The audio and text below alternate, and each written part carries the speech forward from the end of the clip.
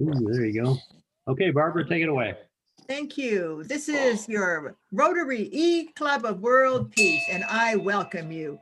It is so amazing how many of you know that we have a climate issue. You just know that.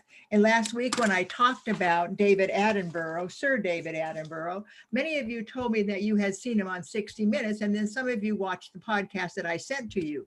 Well, you know, we're not going to have climate or the environment if we don't listen to Joanne tonight.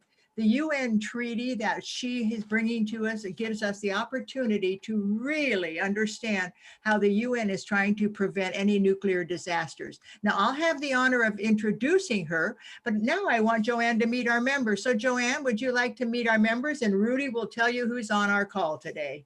All right, Rudy, go. Hey, thank you, Hey. Barbara. You're welcome. Okay, Dee Boswell is with us up in Illinois.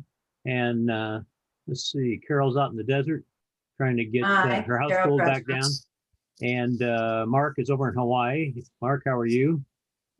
Everything's good over there. Greg is in his normal chair there, enjoying himself. Terry is taking up a new home across the country here, back over in Georgia.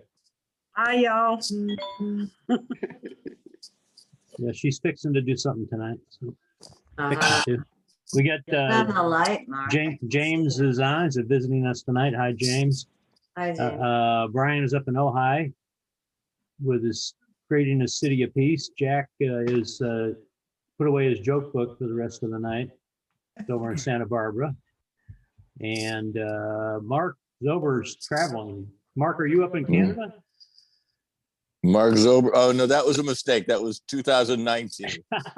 That Facebook. Yeah, that was no. A lot of people are asking. That was a typo on a Facebook post on the Rocky Mountain Air.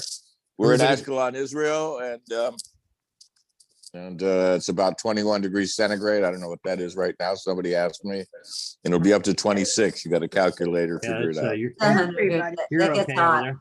It's early in the morning, like 4:30 in the morning over there. 4:30. I'm in. I got my coffee here, ready to go. There you go. Watching the NBA, the Milwaukee Bucks and Brooklyn Nets. Yeah. Keep up with our I'm silent. basketball over here. Bob, how's things out in Cathedral City? Anya's up in the Bay Area, and she helps us with interpretation because she's from Russia.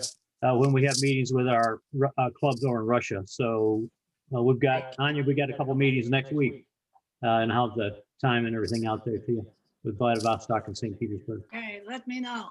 I will do that. Thank you. Belinda is staying cool out in the desert. And David, he's staying cool up in Canada. So David, great to see you tonight. Peter, how are you? Everything okay down in San Diego? Tony, how are you tonight? Everything's good there. Ann Frisch is joining us. She's always cool. And Marilyn's up in the Bay Area. Catherine's down under.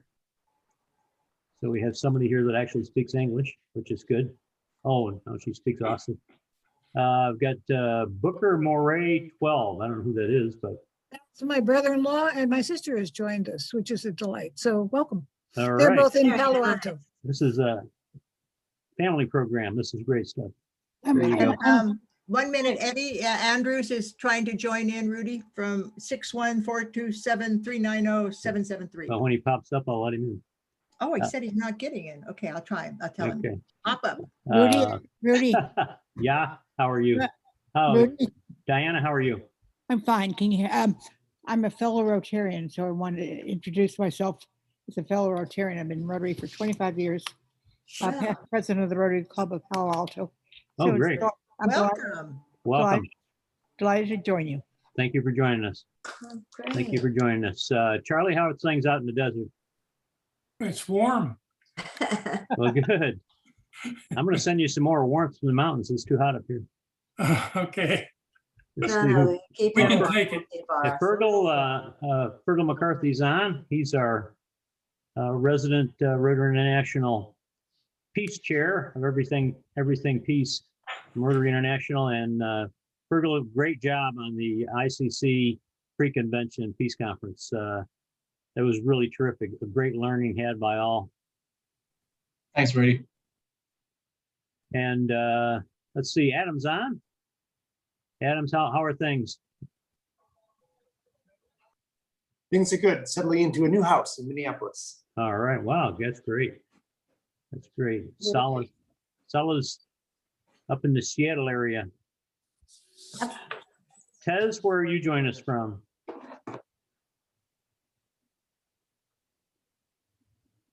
Yes, we got somebody visiting here. Michael Corbin's on. Sorry about that. It just took me a minute to unmute.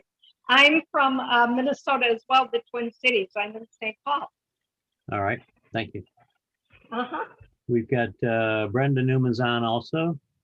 Jean Gaunt, how are you? She got an late invite. And Yeah, I'm from Olympia. great. Great to work have with you. Joanne. Star, how are you tonight? I'm good, thanks. There you are. Yeah. Over here in Oakland, California. Super. Glad you're on with us. Great to be here. Michael Corbin's on. Patricia Scoville.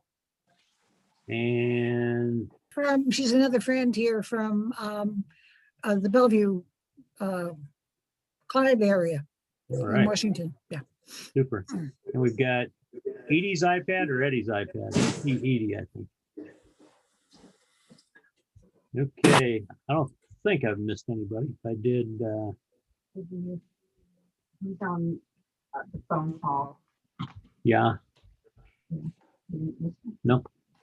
And I think we're all good there. So if one announcement, you'll notice that for the members here, I sent out the notice that early registration signups for the earliest price, lowest price is going on right now during the Rotary International Convention, the virtual convention. And you can sign up for the 2022 Rotary International Convention in Houston. And I hope as many of us can get down there together. Karen and I got signed up right away, plus the pre-convention peace conference that Fergal will keep us up to date on as we move forward. And you can also book your hotels online through that area. And so you get an assortment of hotels. Then you go on there and I'll show you the distance from the actual venue and a variety of prices. And some of the hotels are already full. So Rotarians, 30,000 Rotarians are anxious to get back together in person. So we need to be, E-Club of World Peace needs to have a good showing down there, creating peace in our area. So we look forward to everybody on that. And I also have something that's coming up really soon, like Friday. The Rotarian Peace Fellows Alum Association is doing an international 24-hour conference. correct. It's on It says the 19th, but it's the 19th in Australia, so it actually starts on Friday evening. Yeah, and it's Could you put the link in the chat box for us, Sala? If you can. I'll try I to guess find we it, have to yeah. register, never mind. you can register, but it's a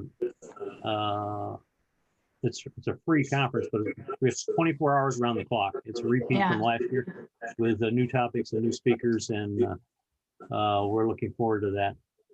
And one of our members is actually Scott Martin is part of that and putting on part of a presentation team on some refugee work. So it's good coming up. We've got a variety of things, and we'll announce more about. We have about 11 of our members are speaking at the World Unity Week conference that's going to be going around the world also. So we'll have more information out on these for everybody to get out there. There's plenty of things going on, and we're experts in Zoom, so hang on for the ride. And eventually we'll get back together where we actually can see each other. So all good stuff. Dennis Long is joining us, and so I'm going to turn this. If everybody would please mute yourselves, so we don't get any feedback while the speaker's presenting tonight. Eddie's iPad, mute yourself, please. That's Eddie Arnold, Eddie Andrews There you from go. Australia. Okay. All And right. Barbara, Ready when turn it you're over to ready? you. You got it. Oh, thank you. Well, what an honor to introduce Joanne Dufour. Recently, I had the privilege of taking the course as she and James, one of our guests tonight, offer for the problems that we face with nuclear weapons. The United Nations has been really busy. The United Nations created a treaty, the UN Treaty on the Prohibition of Nuclear Weapons. And a lot of people don't know this. They don't know the background. They don't know how important it is for the UN to have this as one of their major goals. We know about the Sustainable Development Goals. They're nothing if we have a nuclear war. So with that, I'm going to tell you a little bit about Joanne, and then we want to see her slideshow. When volunteering for the UN Office of the Unitarian Universalist Association, Joanne was introduced to a range of disarmament experts. And so she created a blog called Disarming Our Planet. What a good idea. She was drawn to the topic, being engaged in their annual conference on disarmament on the international campaign to abolish nuclear weapons. And you know, Anne French and all these others who are on tonight know about this. Who won the Nobel Peace Prize for assisting with the creation for the treaty to ban nuclear weapons. This session will focus on history, making stories of that treaty, its creation, entry into force, and current implementation. To me, this is the most hopeful sign that we have had to end nuclear weapons. So with that, I give you Joanne Dufour. Thank you for joining us, Joanne. Well, thank you, fellow birthday person. Barbara and I share the same birthday, and so we had the joy of working together on a program that we did earlier. But I never met someone who was my senior by 1 year, but now I know one. Anyway, it is a true honor to be with you tonight, and also a true honor to have been exposed to information about this treaty, because I think in some ways it changed my life. And it certainly has been though there are depressing issues about COVID, working on this particular task is not depressing. So I hope you'll share with me as we go along some of the enthusiastic information that you can pass along. I'm going to start with a PowerPoint, and let's see if we can. Yeah, let's do this one. There we go. One of the blogs that I created shortly after I found out about the treaty was how the impossible became possible. One of the speakers that I had met actually worked with ICANN and spoke in a firsthand person way about the whole progress of this amazing event that occurred. So let's start. And I'm trying to think of how I now move this. Well, let's bring us back to August 6th, 1945. I think if probably I was to ask you what measures, what images come into your mind if you hear the concept nuclear weapons, probably for most people, if they really had to think about it, they might come up with, well, Hiroshima and Nagasaki, is it? And after that, I'm not sure what they would actually say. There are the folks like you who have very undoubtedly been involved in things like the nuclear freeze back when there was that event. Will certainly remember those events. But this was the most devastating event when it occurred 75 years ago last year.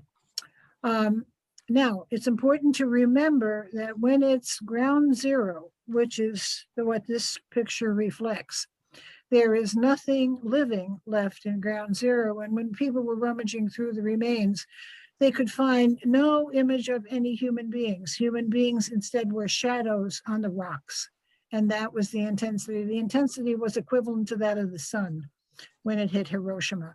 This is not a pleasant thing, and there will be some unpleasant details, but I think people have to be reminded of those details in order to get an appreciation of what nuclear weapons are all about, because they're ever so much more powerful now. This was a message that was written back 3 weeks after the Nagasaki bombing at the end of the month. And it was a man from the International Committee of the Red Cross. And he was a volunteer with the Red Cross and had decided he actually was the first doctor who showed up there. And when he wrote down some of the firsthand events that he could see, thousands of human beings in the streets and gardens in the town center, struck by a wave of intense heat, died like flies. Others lay writhing like worms, atrociously burned. He did not describe how skin dripped off their bodies, but people did, or their eyes melted out of their eye sockets. I mean, the images were horrendous. Others lay writhing like worms, atrociously burned. Old private houses, warehouses, etc., disappeared as if swept away by a supernatural power. It almost was. Trains were flung off their rails. Every living thing was petrified in an attitude of acute pain. This would have been a picture maybe from Nagasaki, and Nagasaki was where there was a plutonium bomb that was made. Matter of fact, people in Washington, some of them feel pride in the fact that they were involved in Hanford to make the Nagasaki bomb, the plutonium bomb. But this would have just shown you an image. If you can barely, between the white sections, pick out a mouth, you will realize that most of the skin was burned off this particular person. And this is what would happen within a 13-mile range of ground zero. Then as we get beyond, certainly those people within that 13-mile range, but beyond, you're going to get with the clouds of radiological dust that would fall upon people, they would get what is called it's the disease that comes from too much radium, what am I thinking of? Radium, I guess, of the atomic weapon. And so people never could understand what they were treating because it was the first time they were treating it. And some people would notice that somebody might look and act wonderful, and the next, within hours, there would be fits of nausea and hair loss, and then just a miserable deterioration of them. And so these things were of people who were able to survive, and their bodies were filled with scars from the burns. I mean, it was no pleasant sight at all. And the reason that we want to commend the International Committee of the Red Cross from that time when that report was sent to the then director of the Red Cross in Geneva, they came out with a statement absolutely condemning the use of nuclear weapons. And I'm a proud volunteer for the International Committee of the, well, I guess I volunteer more for the International Committee than I do for the Red Cross, because I love to teach about international humanitarian law. And that is what established, when they established the Fourth Geneva Convention, which came out in 1949, one of the things that they made sure was to clarify what we call the law of armed conflict. And these are just some of the words of Peter Moore. Wait a second now. I'm going to have to see where that disappeared. Okay. Peter Moore we're going to hear more about him because he was one of the people that got together as groups of states were forming to hear about what they can do about nuclear weapons. And when Peter Moore spoke, he was saying the horror of a nuclear detonation may feel like distant history, but today the risk of nuclear weapons being used again is high. This was a speech that he gave in 2019, and he absolutely wowed the crowd because he was trying to talk to them that there is no plan for treatment. The Japanese Red Cross still has cases of people and their descendants who are suffering from the radiation of the nuclear weapon in Hiroshima and in Nagasaki. And it's nearly impossible to believe that 75 years after, there are still cases. Moore said all countries must be pushed to ban the nuclear weapons and to induce nuclear weapon states to negotiate in good faith. He was a very, very powerful speaker and helped to win a lot of support. Now, why was he able to say this with so much power? Well, because those Geneva Conventions, which are the international humanitarian law, which is operative in a war zone and must be obeyed by the nations that have signed on to the Geneva Conventions, and that's all but 4 countries in the world. And one of the important pieces of that is that they differentiate and say that any armed force must differentiate between civilian populations and combatants. And they must deliberately work to spare civilian populations and their property. You do not ever aim at civilians. You are in a war with combatants, and these are rules that combatants must obey. Well, how do you not spare civilians if you have a nuclear weapon. It's impossible. And what he was talking about, and what is very, very apparent now, is the beginning of what was then a Cold War race of nuclear clubs, of the nuclear club. Once the information went beyond just the United States, which proudly held it as the epitome of power. But soon thereafter, that was shared with the Soviet Union in 49, the United Kingdom in 52, France in 60, China in 64, Israel secretly, and still to this day has not indicated they do have nuclear weapons, but they do. In 1960s, this has been going on since 1966, India and Pakistan in 1998, and our friends in North Korea in 2006. So this is the nuclear club, as it were. There are countries that want to have nuclear weapons, or so it is esteemed, but we're trying to certainly stop the progression. In fact, what we're trying to do is to work on the elimination of nuclear weapons. Now, why am I showing you this image? Well, because one of the things that I learned, and I really never realized this until we had a program here in Seattle, and they had on the program speakers from the Marshall Islands. Well, why? I mean, I don't know why. Well, it turns out that Marshall Islands was the test site that Truman decided after the use of the war that he needed a site where they could investigate how the weaponry and the submarines would fare in a nuclear test. Well, there happened to be people living in the Marshall Islands, and the United States had become a trust territory. Matter of fact, it actually took over the islands in 1944 from Japan. And when the Trusteeship Council was formed, they took control as the trust nation for the Marshall Islands. Well, I'm not sure that their protection, which they were supposed to provide to a trust territory, was really very, if not hypocritical, I don't know what else you would call it. They talked to the relatively few people who lived on the island of Bikini. And they asked them if they would be willing to move to another island for this good of mankind, that there was going to be these tests and you might not have to live there very long. You know, you'd probably be able to come back to Bikini, but would you be willing to move? Well, as it turns out, they did test in the Marshall Islands. They tested 67 times. So if you're going to think about, you know, people in Hiroshima and Nagasaki, they were not targeted. In Hiroshima and Nagasaki, they were deliberately targeted. What has happened is in the Marshall Islands, people were inadvertently subject, sometimes if the winds blew a different way, or if they went back to an island that was now contaminated. But many of the diseases that come with radiological exposure are going to be found within the populations of the people on places like the Marshall Islands. And even people 1,000 miles away are going to be affected in the same way. One of the ambassadors who spoke on the panel when I was in New York, he was from Palau. Now, Palau is 1,000 miles. And he reported that their population has the highest incidence of cancer, thyroid cancer. And that is a very, very, very distinct development that comes from exposure to nuclear radiation.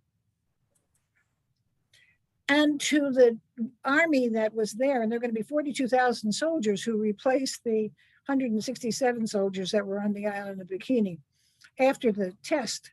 And really, they had very little respect for these people. This was an island culture that was very distinct, isolated, had their own absolutely beautiful value system of community and love and care. And they were seen as savages, and they were called savages by some of the medical staff who was treating them, and they were considered uncivilized. That to people who know about the Marshallese is just about the most inopportune word that you can possibly use. But they were considered guinea pigs and were tested that way in the repeated tests that they took. So some of the issues that face this particular population, and they really took my heart away when took my grabbed my heart by the fact that they were so mistreated. The 67 tests had intensities up to 1,000 times as much as the Hiroshima bomb. That Castle Bravo photo that I just showed you was the largest bomb that the US ever tried to explode. And of course, they chose the Marshall Islands to do it. There was never any information shared about the nature of radiation after effects.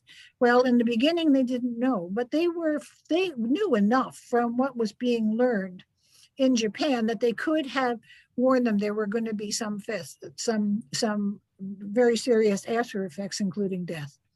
Decisions were made to avoid evacuation of downwind communities unexpectedly affected by fallout.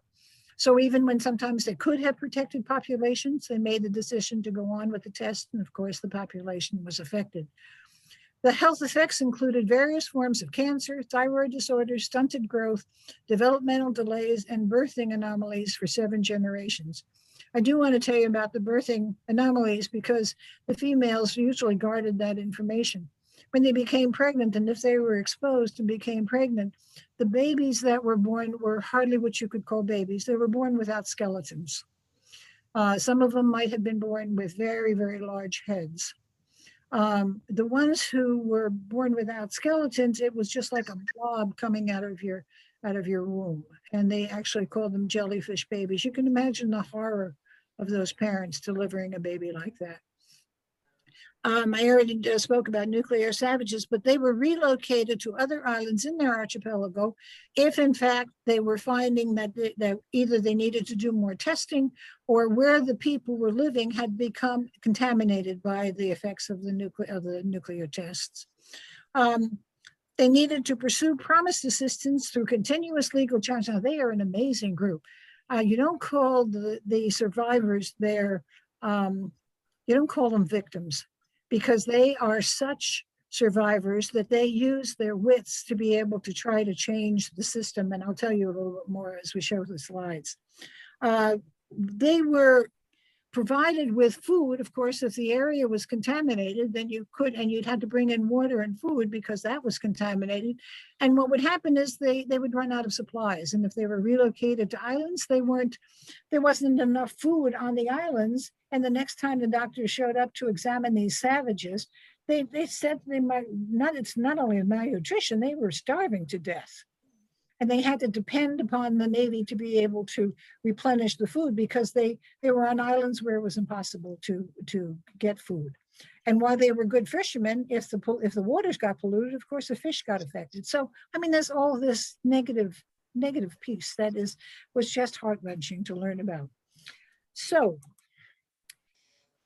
So while the Cold War was going on, and you could see the development of what is now 9 countries that have nuclear weapons, but when it got up to the point about 5 or 6 countries, they were worried, the powers that be were worried about whether or not this was going to escalate. Everybody would want to have a nuclear weapon. So they came up with what they feel nowadays is one of the best treaties that has ever survived, and that's the Non-Proliferation Treaty. But the Non-Proliferation Treaty takes in both the have and the have-nots. 191 nations belong to the NPT. Now, what's interesting about that is that each side has their obligation. The non-nuclear weapon states agree never to acquire nuclear weapons. They might ask to be protected by one of the nuclear powers, but their assumption being parts of the NPT is they are not going to be affected. So North Korea would have withdrawn from the NPT, and Iran would have withdrawn from the NPT when they were on the road to preparing nuclear weapons.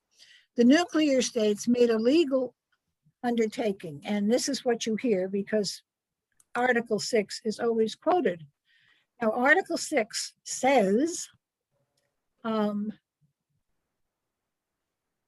okay, wait a second. Now, this is talking about the International Court of Justice. Article 6 says, I'll tell you instead, I guess I thought I had the slide. Article 6 says that the nuclear weapon states must agree to disarm in a respectable, in a trustworthy fashion over the course of time. They are not expected to completely hold on to those nuclear weapons and escalate the numbers of weapons they had. Well, of course, that Article 6 has never been followed. But while we were mentioning the the energies of the Marshallese, they went to the International Court of Justice in The Hague. And it was the Marshallese who brought this case. And they wanted to define, get the ICJ to define whether or not they could get a decision on nuclear weapons. Well, the ICJ wasn't very clear. They came out with this as a conclusion, that states must never make civilians the object of attack and must consequently never use weapons that are capable of distinguishing between civilian and military targets. So that distinction piece makes it illegal to have nuclear weapons, because that's exactly what the Geneva Conventions say. So, so notice that there was an advisory opinion in which it found out that the threat or the use of nuclear weapons would generally be contrary to international law. But the court could not conclude if the actual use would be lawful or unlawful, because they were saying sometimes you must defend yourself. So they didn't get a clear-cut decision. Now, in time, the International Criminal Court, the more recent court that came into force in 2002, they have an example of a war crime. And that means that they are defining a war crime as employing weapons, projectiles, and material methods of warfare which are of a nature to cause superfluous injury or unnecessary suffering, which are inherently indiscriminate. And again, that indiscriminate is you must distinguish between the civilians and the combatants. And if you don't, you have committed a war crime. Well, the story goes that when the NPT, they would meet every 5 years and assess what's going on with the members and who's doing what, and are people keeping to the rules of the NPT? Is the IAEA inspecting countries, and are they following what they say they were? Well, the non-nuclear weapon states in 2010 got pretty tired of the fact that for years and years, for 50 years, they had heard about the fact that the nuclear nations were supposed to disarm and eliminate their weapons, and they never did. So a group of 44 started to talk, and they said, we have to do something. You know, we are sick and tired of taking the stand. So as they would meet, this international campaign for the prohibition of nuclear weapons, they had just formed, and they said, you know, maybe this is an opportunity for us. If we can get these 44 countries on the side, and we can begin to introduce them to some speakers that might be helpful for them, maybe we'll gain the trust of more of the countries. And so they would schedule meetings on a regular basis on 2013, 2014, 2015. They would introduce them to Peter Moore, and Peter Moore's message from the Red Cross is just forget about nuclear weapons. I mean, it's totally impossible. We cannot do what we're supposed to do, and that is come to the aid of people in the disaster situation after a war. 80% of the Red Cross doctors and nurses were totally incinerated in Hiroshima. So how can we have a plan to help? The Pope came in with a very, very moral message, saying that it is absurd for countries that have weapons to bully the countries that don't, and to think that somehow or other they have a special privilege to hold the world at bay and just and lord over the world, not only their quote enemies, the issue of the possibility of destroying us. And that was a very, very powerful message. And no, the Pope did not, he attended in person to give a speech, but at the time when they went on to decide to write a treaty, his ambassador, who helped me with one of the articles, shared that he was calling every single day to find out what was going on. He was very much involved. And shortly thereafter, he made his first trip to Hiroshima and Nagasaki. This man, I think we can trust the fact that he is definitely on our side. The other gentleman, I don't know if you recognize him, is the current Secretary General, who continually has come out with Secretary General references and papers regarding nuclear weapons, saying that they must be eliminated. So these are three they're my heroes in this. But I have another hero, and this hero, it just happens to be a lovely woman, and she happens to have come from Australia, and her name is Beatrice Finn. Now, what role did she play? Well, we talked about this international campaign of nuclear weapons. Behind the scenes, those meetings that we talked about, that started in 2010 and went on through the 11, 12, et cetera. they were organized by this campaign. So much so that by the time they decided on drafting a treaty and writing a treaty, she and the other members, they have 600 associations around the world, are going to receive the 2017 Nobel Prize. That's where they chose for that. When I was volunteering at the UN office, that's why they chose disarmament as an issue that year. The person that wrote the treaty comes from the country of Costa Rica. You are very well familiar, I'm sure, with the fact that Costa Rica is one of 22 countries without an army. I think they led the way. And so it seemed very appropriate that that person should be the one writing the treaty. The nuclear weapon states were invited to take part in every meeting. They refused. Matter of fact, I thought the whole process was totally ridiculous. And yet there were going to be 122 nations that are going to support this when there is a vote at the UN to allow the adoption of this treaty that was created. So it went from the 44 and gained membership. We are now talking about 2/3 of the world's governments. Now, what does the TPNW actually say? Well, we already established that it doesn't have to say nuclear weapons are illegal, because we already know that. We have the international humanitarian law, which is saying that. So what does it say particularly? Well, one of the things that ICANN did was to look very carefully at the previous weapons of mass destruction treaties. There was a treaty to eliminate biological weapons. There was a treaty to eliminate landmines. There was a treaty to eliminate cluster munitions. There was a treaty to eliminate chemical weapons. As it turns out, 90% of the chemical weapons have been eliminated from the world. That treaty was a success. Now, how did they do it? Well, they very, very carefully did very much the same thing that is being copied in this particular treaty. They tracked every single step of the process, so that if you sign on to the treaty, you promise never under any circumstance to develop, test, produce, manufacture, otherwise acquire, possess, transfer, deploy, use, threat to use, stockpile nuclear weapons or other nuclear explosive devices. My gosh, you can hardly think about it and have it illegal, but they couldn't control that part.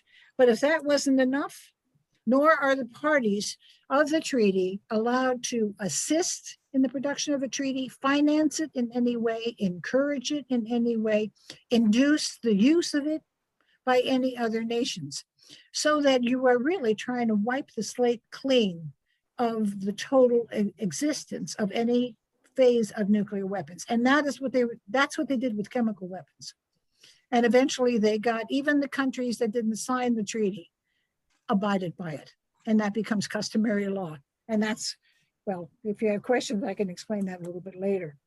Now, Article 6 of the NPT, remembering people like the Marshall Islanders, and remember every country that had nuclear weapons tested the weapons somewhere, and they usually looked for the most remote site.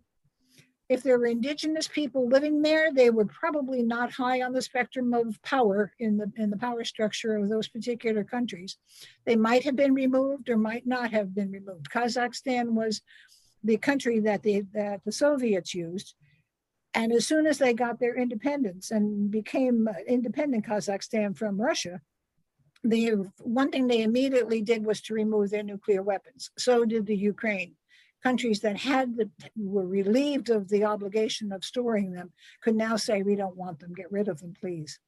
So what the treaty is going to say, though, because they remember the people that got affected, the people that you didn't realize when you thought about just the victims in Japan.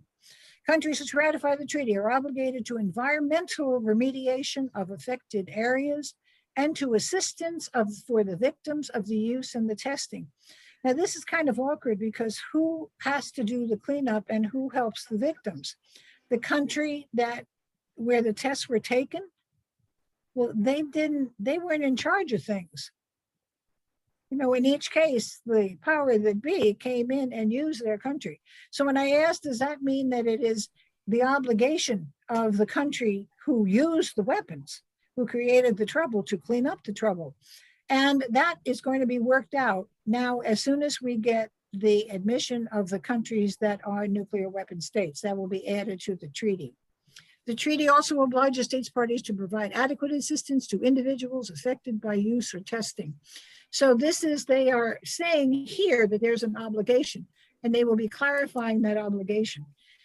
Now, ICANN, among other things, has done some marvelous work in researching. They have a whole team of international lawyers now, and they've done marvelous work in providing a range of information. Now, this happens to come from 2019, and they just came out with a 2020 report I'll tell you about in a few minutes. For 2019, this is how much each of the nuclear powers actually spent on nuclear weapons. Well, it looks like there we are, nice and big and strong here with this nice tall bar. $35 billion just in 1 year. Just in 1 year, okay? Now, if you add up, and of course, China, we have to be afraid of China now, don't we?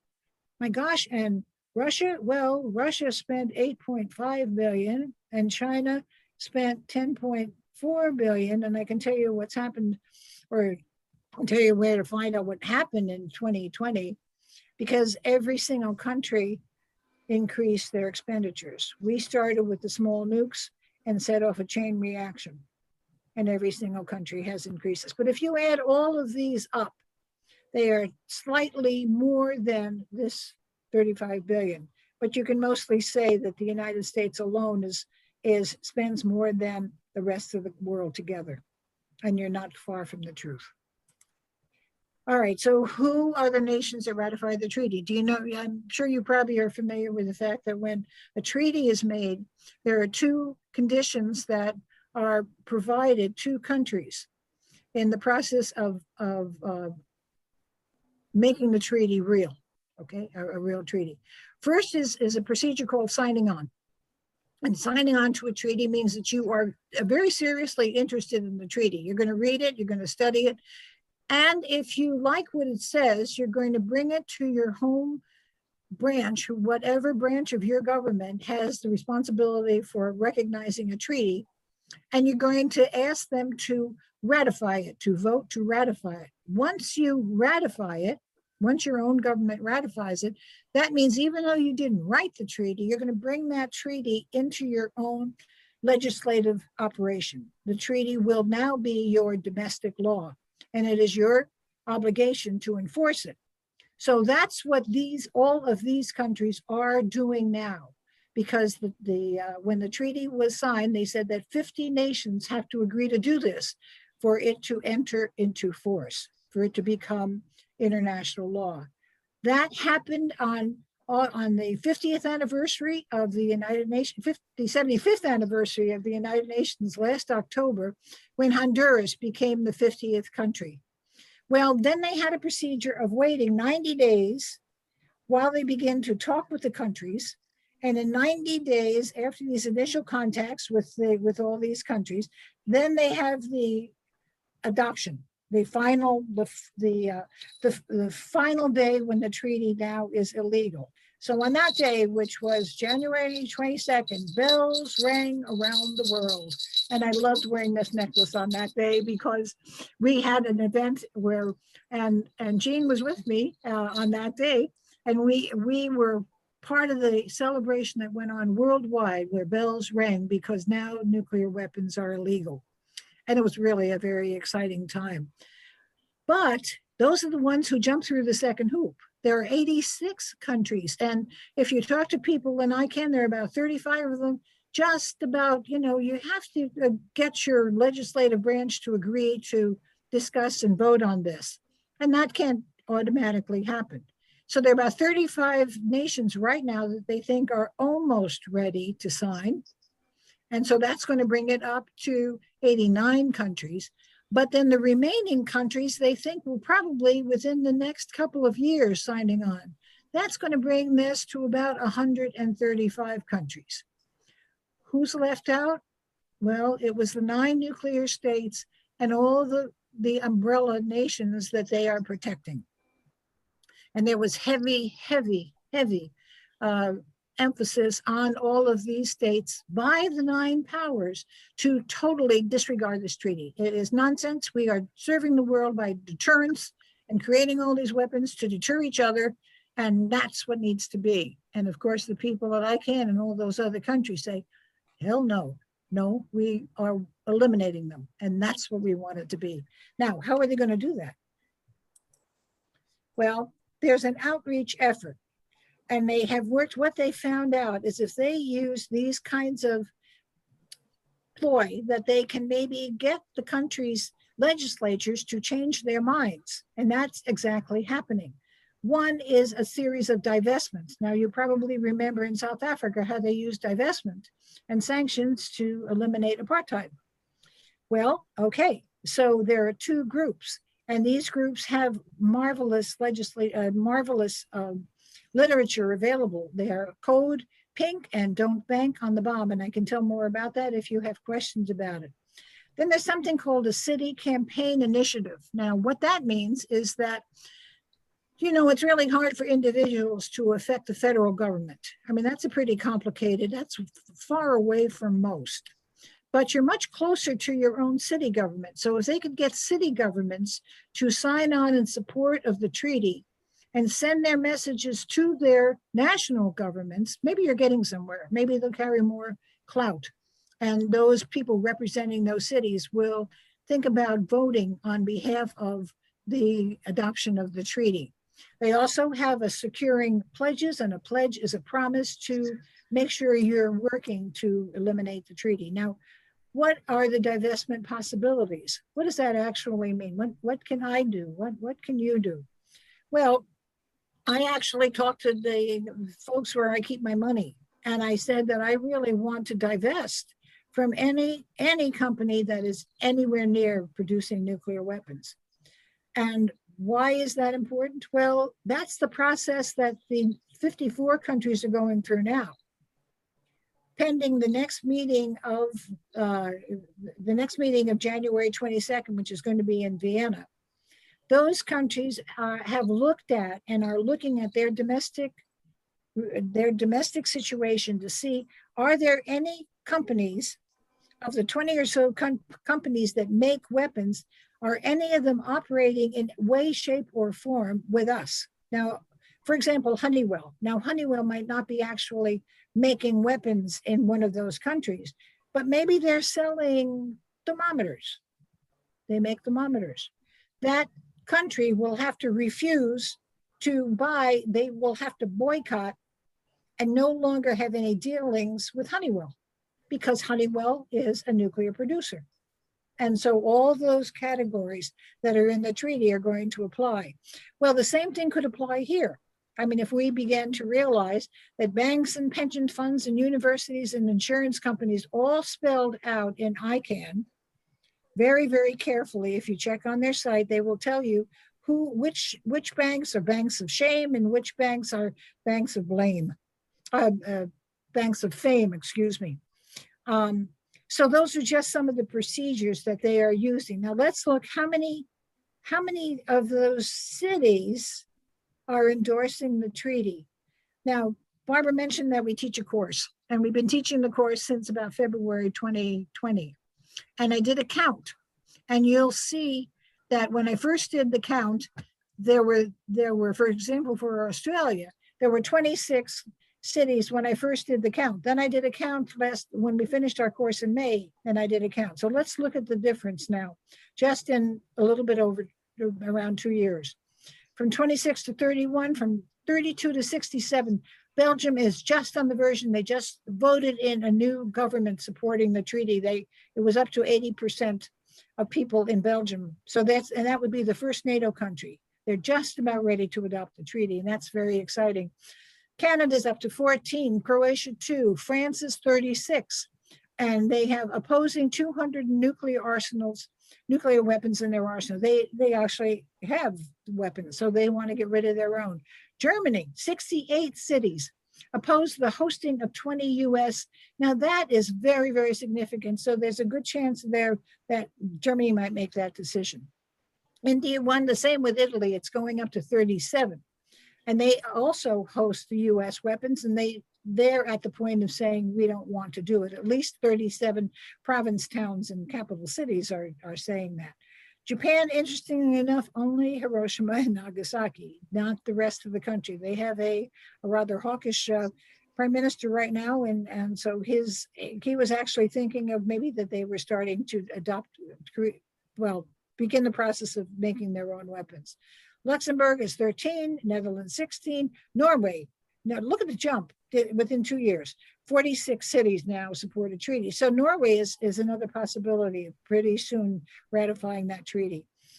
Spain's on the way, Switzerland, United Kingdom has 15, and now we are up to 41. Washington State, you in California as a state have adopted the treaty or supporting the treaty. I don't know about the cities that you come from, but this is wonderful news, I think. 8,000 mayors in 165 countries and regions have endorsed the treaty as of April of this year. 1,600 parliamentarians, legislators. Now we have a group, the Nuclear Ban Group has been reaching out to legislators. We now have the 11th the federal congressional legislator that has come on board. So this is the difference. February is when we started the count, it was 295. May, it was 518. Now, if that's not something to celebrate, I don't know what is. This is something that is not known to people, and I wish it were because I think it's great.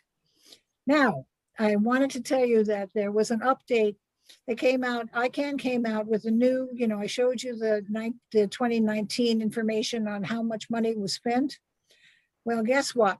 Last year was a COVID year, right? So when they asked how much money are countries, the nuclear nations, spending in this COVID year on maintenance and development of nuclear weapons, $72 billion. Now, if that isn't sinful, I don't know what is.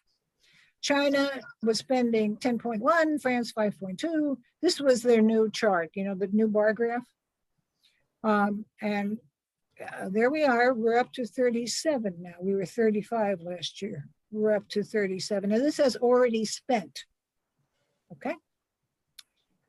The French, the UK, and the US companies received 27.7 billion from nuclear weapons contracts. Now there is actually, this is what it looks like if you print out their brochure. This is the title of it, Complicit, 2020 Global Nuclear Weapons. And you can actually just, you can download it if you want to. It's 74 pages, or you can print it out. When you print it out, you realize that they have an inventory of all the countries and what they have exactly spent and all the companies, okay? Because they're beginning to try, if you have to divest, you have to know what you have to divest from. So they're telling you the names of all the companies in here that you can divest from. Now, what has happened is there has been a 14.8 billion increase since the 29. So even though we had COVID, there was $14 billion that's still more that went into nuclear weapons. 21 companies benefited, 12 working with the US military. In other words, for us as Americans, we would look at those 12, but we have people here from other countries, and they will tell you in this which companies do business with which governments, and they tell you that. ICANN does beautiful work. There, the part that was really kind of creepy, I guess, for me, there were 12 think tanks that received $5 to $10 million.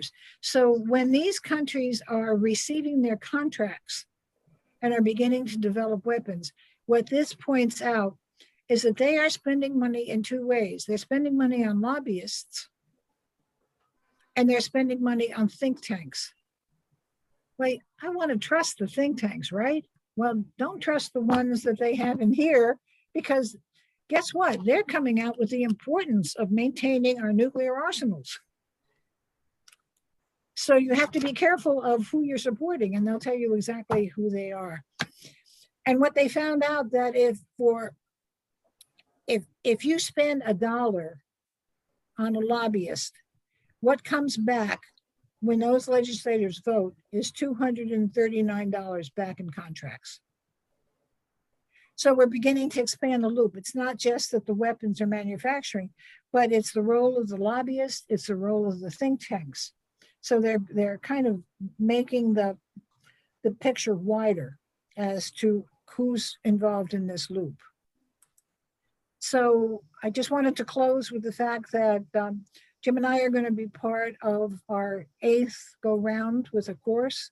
We're going to start on July 6th or Saturday, July 10th. This is the course that Barbara graced us with when she joined us. We would love to have as many people as, it's free. If you are willing, we'd love to have you join us.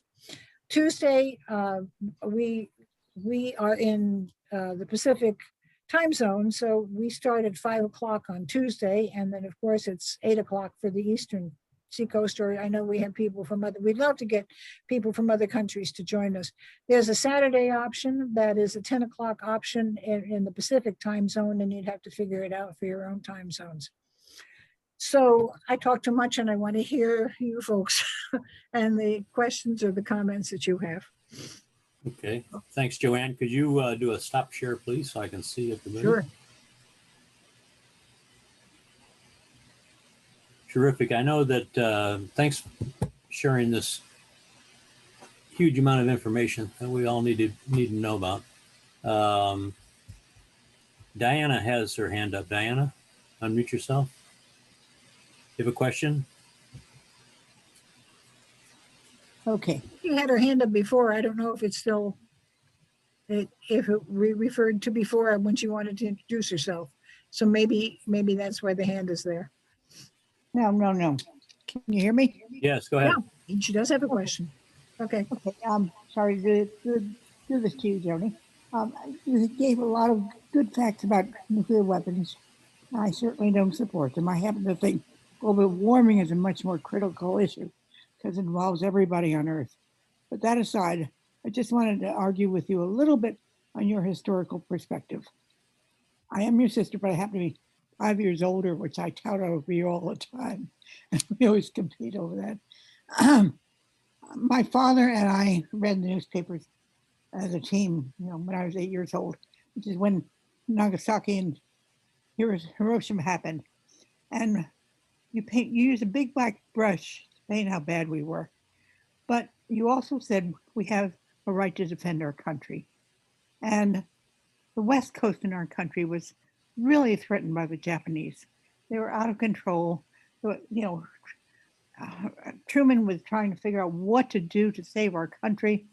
And he decided, okay, we're going to use the nuclear bomb. And he researched it carefully. And it was, for me, a good decision. It wreaked a lot of damage, but it also saved our nation.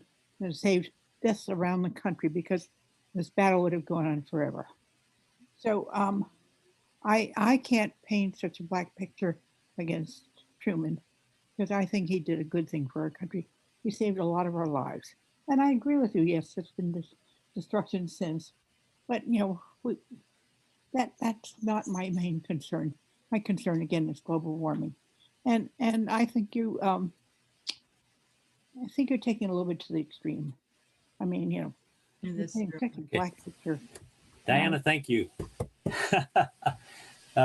With the family discussion here. Yeah. Certainly everybody's looking at this. We'd like for there not to be weapons out there that could wipe out the planet and destroy the whole planet. From all of us, that'll be a different kind of global warming. I'd like to address Ms. Diamond's concern. Global warming is certainly a serious problem, as is environmental pollution, the disparity of incomes and wealth, racism, many problems clamor for our attention. But there is only one of those problems that's going to kill us all overnight, and that's nuclear weapons. One of the other considerations is that the morality of bombing not just Nagasaki and Hiroshima, but all population bombing that took place during the World War II is under review as whether it was morally acceptable.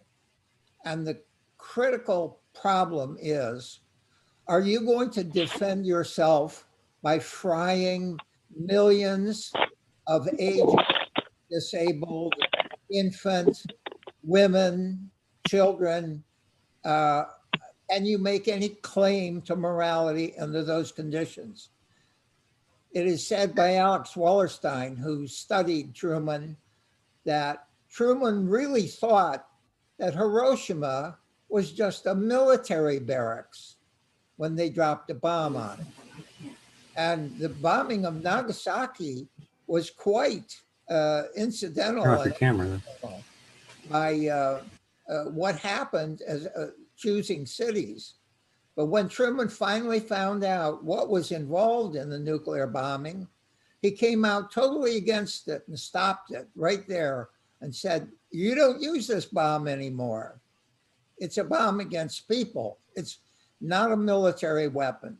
So I would ask everyone to, one, review this as a moral issue, not just one that we're fearful of we're going to use, what they're going to use it on us, but to be fearful that we might use it on them.